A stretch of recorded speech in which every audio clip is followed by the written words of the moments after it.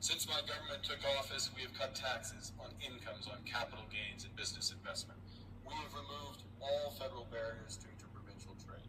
We are fast-tracking $1 trillion of investments in energy, AI, critical minerals, new trade corridors, and beyond. We're doubling our defense spending by the end of this decade, and we're doing so in ways that build our domestic industries. And we are rapidly diversifying abroad. We've agreed a comprehensive strategic partnership with the EU, including joining SAFE, the European Defence Procurement Arrangements. We have signed 12 other trade and security deals on 4 continents in 6 months. The past few days, we've concluded new strategic partnerships with China and Qatar. We're negotiating free trade pacts with India, ASEAN, Thailand, Philippines, and Mercosur. We're doing something else. To help solve global problems, we're pursuing variable geometry. In other words, different coalitions for different issues based on common values and interests.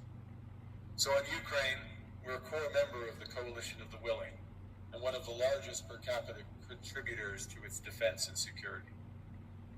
On Arctic sovereignty, we stand firmly with Greenland and Denmark and fully support their unique right to determine Greenland's future.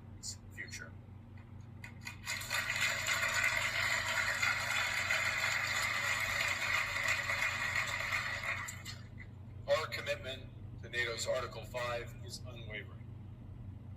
So we're working with our NATO allies, including the Nordic-Baltic Gate, to further secure the alliance's northern and western flanks, including through Canada's unprecedented investments in over-the-horizon radar, in submarines, in aircraft, and boots on the ground, boots on the ice.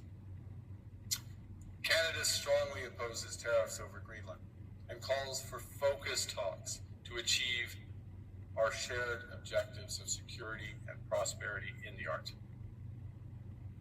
On plurilateral trade, we're championing efforts to build a bridge between the Trans-Pacific Partnership and the European Union, which would create a new trading bloc of 1.5 billion people.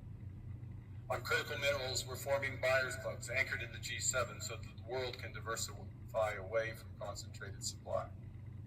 And on AI, we're cooperating with like-minded democracies to ensure that we won't ultimately be forced to choose between hegemons and hyperscalers. This is not naive multilateralism, nor is it relying on their institutions.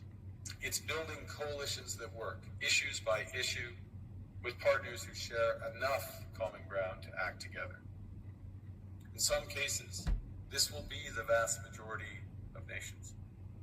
What it's doing is creating a dense web of connections across trade, investment, culture, on which we can draw for future challenges and opportunities. Argue the middle powers must act together because if we're not at the table, we're on the menu.